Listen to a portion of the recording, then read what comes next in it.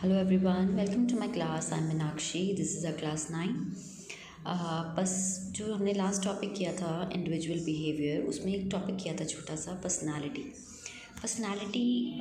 को थोड़ा सा हम एक्सटेंड अगर हम करें तो there are some theories of personality जो कि UGC NET point of view से थोड़ा सा इंपॉर्टेंट है. मैच द फॉलोइंग और कभी छोटा सा एक क्वेश्चन आ जाता है कई बार, तो I thought of sharing it with you.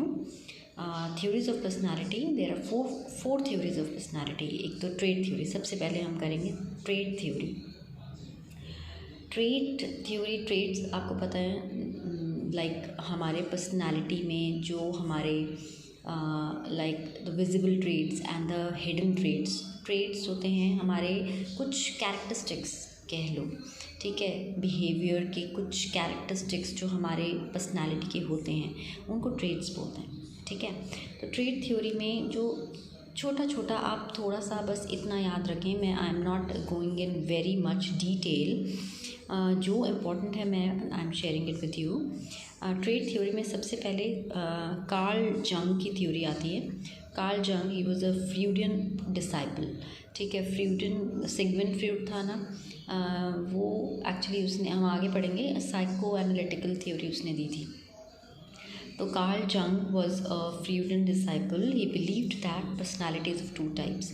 इतना ही आपको ऐसे ही याद रखना है. कार्ल जंग ने जो थ्योरी दी थी उसके हिसाब से personalities of two types, that's introvert and extrovert, ठीक है.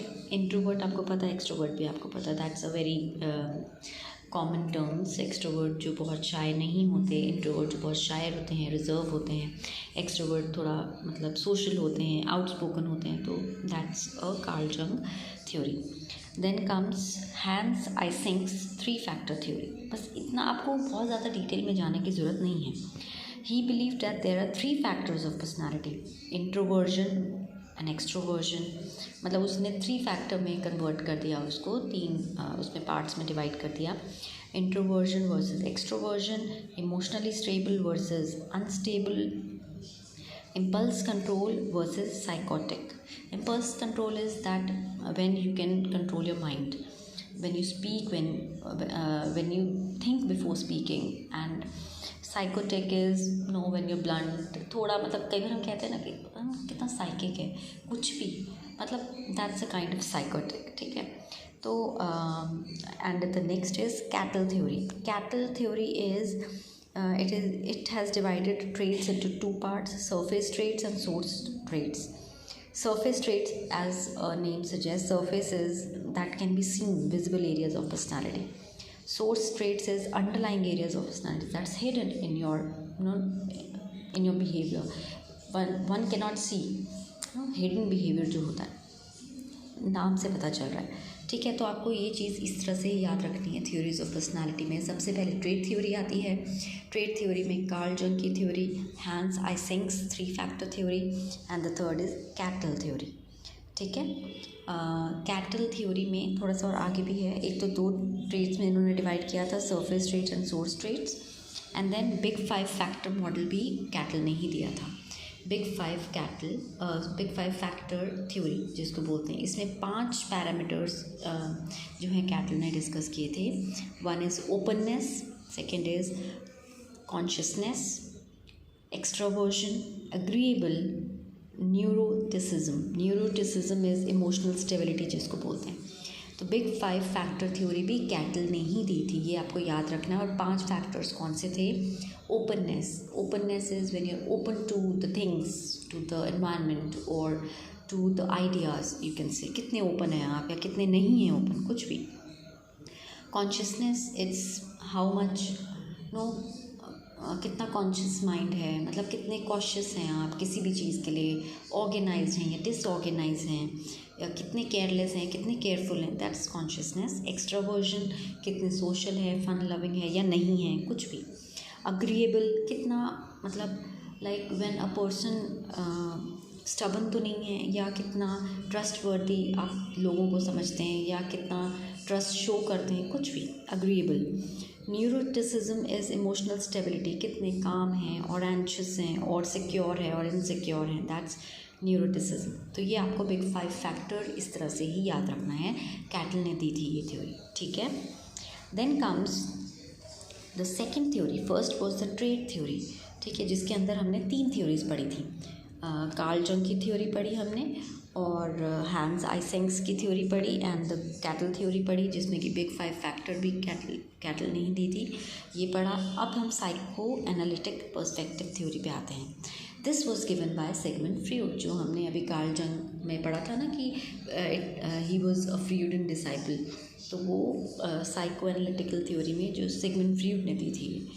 तो he divided the psycho analytical theory में इसने 3 कंपोनेंट्स मेनली डिस्कस किए हैं। He said there are 3 components of the parts of the mind, the 3 things, the id, ego and the super ego. That's really really important. इन तीनों का मतलब आपको पता होना चाहिए, डिफरेंस भी पता होना चाहिए। मैच द फॉलोइंग में ये आ जाता है, id, ego and super ego. Now there are 3 ये डेफिनेशंस हैं। इड क्या होता है? इड इज़, अगर मैं एक छोटा सा आपको एग्जाम्पल दूँ, it is its ruled by a pleasure principle. Pleasure principle is like a baby. No, एक एग्जाम्पल अगर हम लें, मुझे ये चाहिए मतलब चाहिए, जब तक वो चीज़ नहीं मिलेगी मतलब like the satisfaction is not there, ठीक है। एक छोटा बेबी है, जब if he is hungry, when he gets milk he will stop crying, तो that's a immediate no self gratification। ये बड़ों के साथ भी हो सकता है। You want something, I want, that's it, ठीक है। मतलब this is not ruled by practicality पे बेस्ड नहीं है ये।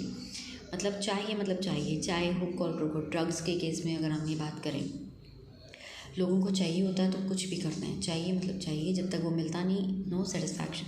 तो it's an example. It is ruled by pleasure principle, immediate self gratification इसमें होता है, ठीक है। Then comes ego. Ego is a reality principle. No, 3 चीज़ें होती हैं। एक होता है एक छोटा बच्चा, एक बीच का, एक बहुत बड़ा, ठीक है। बीच का जो सबसे छोटा होगा, जिसको कोई समझ नहीं होगी, दैट इज़ इट, समझ लो आप, ठीक है। जिसको कुछ नहीं पता, उसको जो चीज़ चाहिए मतलब चाहिए, तो you can not make him understand कि बेटा ये नहीं या नहीं, वो नहीं, कुछ भी कह रहे। तो it is something like that. Ego is reality principle, मतलब यू विल थिंक, तुम ट्राई भी कर सकते हो और तुम नहीं भी कर सकते। तो when you are in middle of something, मतलब you can't always get what you want. When you know, अपने माइंड को कई बार बोलते हो कि जब तुम्हें नहीं मिलती कोई चीज़, तो तुम अपने आप को समझा लेते हो भाई, कई बार हमें जो चीज़ हमें चाहिए होती है वो नहीं मिलती। तो that's, you can't always get something when you want, और but at least you will try, that's ego. Super ego जो होती है, it's works on perfection principle. भाई जब तुम इन चीज़ों से बहुत दूर निकल गए, भाई जैसे बड़े लोग बात करते हैं ना, नहीं नहीं नहीं, बिल्कुल नहीं, ऐसा नहीं कर सकते, वैसा नहीं कर सकते। When no based on models and values, super ego provides guidelines for making judgments. No, कई बार होता है ना, हमारी क्लास में भी ऐसे कुछ बच्चे होते हैं जो बिल्कुल कोई शरारत करना ही नहीं चाहते, वो सुपर ईगो वाले बच्चे होते हैं। ईगो वाले होते हैं जो कहते हैं कि नहीं यार ये सही नहीं है, बट चलो ट्राई करने में क्या जाता है, तो दैट्स ईगो। इट इज़ जो बिल्कुल छोटे बच्चों की तरह। तो that's a difference between the 3 terms, and this is really important, ठीक है। अब साइको एनालिटिकल थ्योरी में ही 3 कुछ और भी आगे है, जैसे आइसबर्ग मॉडल जिसको बोलते हैं। Iceberg model is psycho analytical theory ही है, इसमें आइसबर्ग मॉडल है एक। इसमें भी 3 जो डेफिनेशंस हैं, एक कॉन्शियस माइंड जिसको बोलते हैं, प्री कॉन्शियस माइंड बोलते हैं, और अनकॉन्शियस माइंड बोलते हैं, ठीक है। अब conscious mind is includes everything we are aware of. When you conscious, obviously एक होता है ना कि कोई बंदा अनकॉन्शियस है, कोई बंदा कॉन्शियस है। कॉन्शियस है when you are awake, you know everything, when you are aware of everything, so that's known as conscious thing। like when you remember everything, when you have memories, मतलब और easily तुम retrieve भी कर सकते हो। जैसे phone numbers तुमसे पूछो, इस क्या फ़ोन नंबर है तुम्हारी मम्मा का, तो तुम्हें पता होगा। अपना डेट ऑफ बर्थ, किसी हॉलीडेज 2 अक्टूबर को क्या था, ये this is in our conscious mind. अगर कोई पूछ ले दिवाली किस लिए मनाई जाती है, या फिर कोई पूछ ले 2 अक्टूबर को क्या मनाया जाता है, या कुछ भी है ना, ऐसा कुछ। तो ये हमारे कॉन्शियस माइंड में है, ठीक है, that's a conscious mind. Pre conscious mind होता है when something is in your conscious but you forgotten it. अभी तुम्हारे मेमोरीज में तो वो है कहीं ना कहीं, बट बहुत पुराना हो गया तो अब हमें याद नहीं है, ठीक है। It includes all the memories that may have been forgotten but can be easily recalled into consciousness, ठीक है। मतलब when you have so many old friends, but हाँ नाम याद आता है तो तुम्हें याद आ जाता है, that's a pre. Okay, then comes unconscious mind. Unconscious mind is when you have forgotten everything. जब तुम बहुत छोटे हो गए हो, तुम्हें क्या याद है, तुम्हें कुछ याद नहीं है, ठीक है। बट कुछ मेमोरीज होती हैं जो हम रिकॉल करें, हमारी मम्मा हमें याद दिलाती हैं, तो वी कैन ईजिली रिकॉल, हाँ वो प्री कॉन्शियस माइंड है। तो conscious mind, pre conscious mind and unconscious mind, ये आपको इस तरह से याद रखना है, okay. Then comes psychosexual stages, ठीक है। ये भी it was given by Freud, ठीक है। आपको याद रखना है, आपको बहुत ज़्यादा डिटेल में नहीं जाना है, आपको इस तरह से याद रखना है। फर्स्ट ओरल स्टेज आती है, दैट्स बिटवीन द वन, मतलब it can be asked, low match the following में, ये ओरल स्टेज में कौन सी ईयर्स, कितने से कितने ईयर्स तक हो सकता है। Anal stage, phallic stage, latency stage, genital stage, ये ईयर्स इसमें मैचिंग आ सकते हैं आपको, ठीक है। तो साइकोसेक्सुअल स्टेजेस में oral stage 1 to 1.5 years, anal stage 1.5 to 3 years, phallic stage 3 to 6 years, latency stage 6 to 12, genital 12 plus, okay. You have to make it learn like this only. Then comes third theory, that is a humanistic theory. It is based on human experience, problems, ideas, human approach जिसको बोलते हैं।